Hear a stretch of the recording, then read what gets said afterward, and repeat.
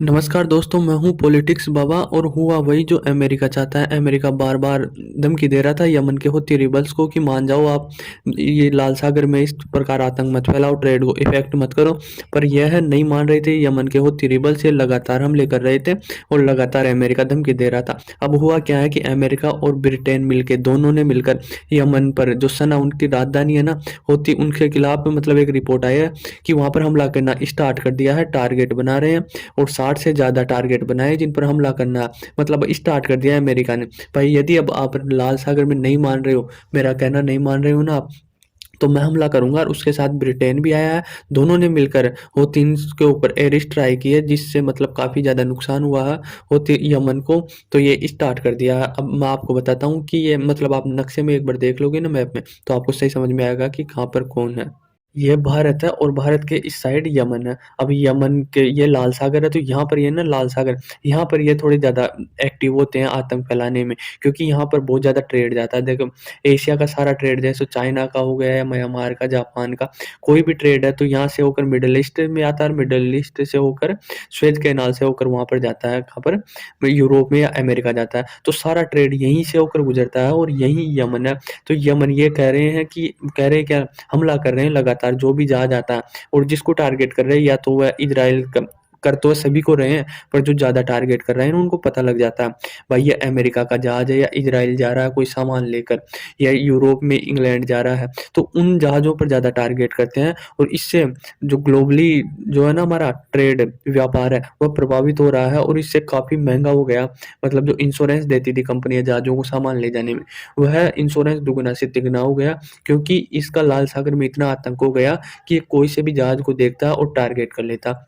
अब यमन की मैं तुमको बताता हूँ कि यमन है ना, इसकी छोटी सी डिटेल देता हूँ कि यमन की राजधानी सना है और इसका ज़्यादा एरिया भी नहीं है। देखो, 52,700 ऐसे 968 किलो वर्ग किलोमीटर का इसका वो है। जनसंख्या इसकी ज़्यादा नहीं है, 2 ढाई अरब मतलब 24.8 मिलियन इसकी जनसंख्या है।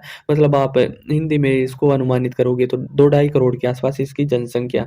जीडीपी इसकी कुछ खास है नहीं। सरकार की बात करें तो सरकार इसमें क्या होता है, दो एक तो ग्रुप है हूथी रिबल्स, तो आधे से ज़्यादा यमन पर तो कब्जा कौन कर रखा, हूथी रिबल्स, और कम से मतलब 25% हिस्से पर इसकी सरकार चलती है। अब देखो सरकार क्या चलती है, ये तो हूथी रिबल्स का ही पूरा एरिया आता है। इसीलिए अमेरिका इस पर स्ट्राइक कर पाता है, क्योंकि अमेरिका बोलता है कि ये हूथी रिबल्स है ना, ये समूह है, ये आतंकवाद का समूह है। क्योंकि आतंकवादी, अब सरकार होगी वैसे तो हमला कर नहीं सकती, सरकार पर तो इंटरनेशनली दबाव आता है कि आप ऐसे जहाज़ों को क्यों कर रहे हैं। अब यह इन यमन का ऐसा कहना है कि ये है ना इजराइल, इजराइल में भाई साहब ये हमास के और इजराइल के चल ही रहा।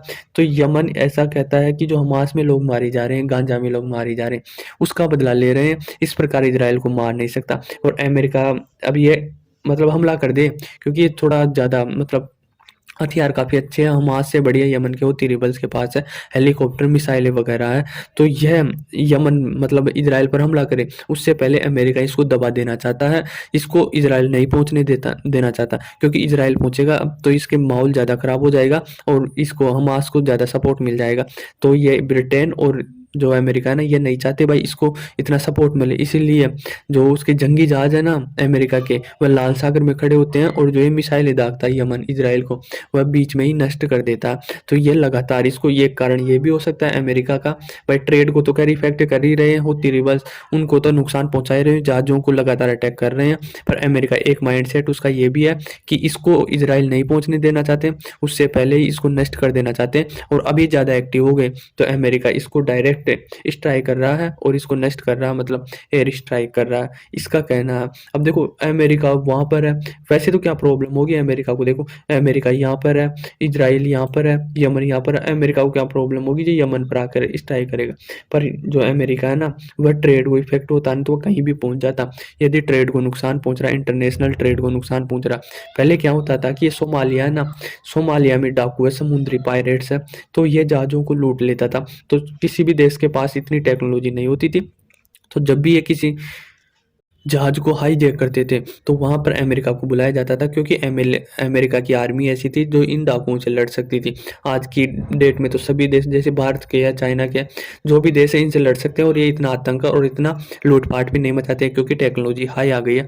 तो इस कारण पहले होता था ना जो ये सोमालिया के पायरेट्स लूटते थे जहाज़ों को, तो तब भी अमेरिका ही आता था और अमेरिका कई जहाज़ों को मतलब छुड़ाता था।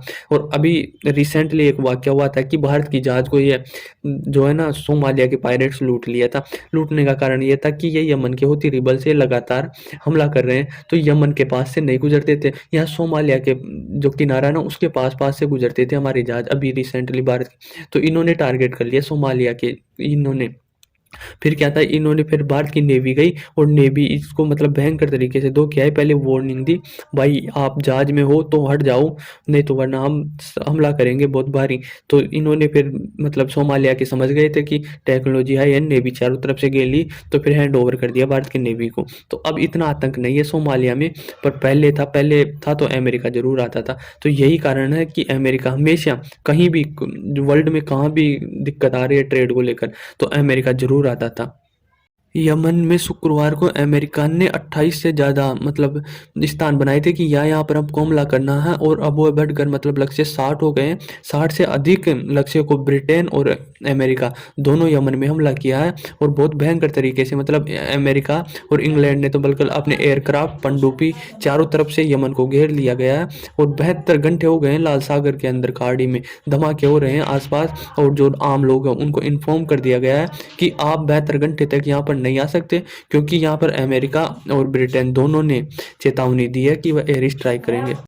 यमन के हूथी रिबल्स को भड़काने में या छड़ाने में मतलब हथियार देने में पूरी सप्लाई करने में पैसे वैसे इसमें ईरान का बहुत बड़ा हाथ है। ईरान चाहता है कि यमन के हूथी रिबल्स इजराइल पर अटैक करे और गाजा का साथ दे क्योंकि अमेरिका और ईरान की बिल्कुल नहीं बनती है। तो ईरान मतलब सामने से तो अमेरिका से लड़ नहीं सकता, तो ऐसे छोटे ग्रुपों को जैसे हूथी रिबल्स हो गया यदि हिजबुल्ला हो गया यहाँ पर लेबनान का और इधर गांजा में ये हो ही गया हमास वाला, तो इन आतंकवादी समूहों को मतलब ईरान भड़काता रहता है और लगातार हमले करवाता रहता है। तो ईरान का तो इसमें कुछ जाता नहीं है, पर अमेरिका इनके मतलब जैसे इजराइल हमास के मिटा रहा है, अब वहाँ पर आम लोग भी प्रभावित हो रहे हैं और इधर अभी ये यमन के हूथी रिबल्स आ गए तो इन पर अमेरिका स्ट्राइक कर रहे हैं। तो अमेरिका का तो कुछ नहीं जाएगा पर इनका बहुत कुछ चला जाएगा। तो आई होप आपको समझ में आया होगा कि किस प्रकार से ये जियोपॉलिटिक्स चलती है और अमेरिका स्ट्राइक क्यों कर रहा है यमन पे। तो धन्यवाद।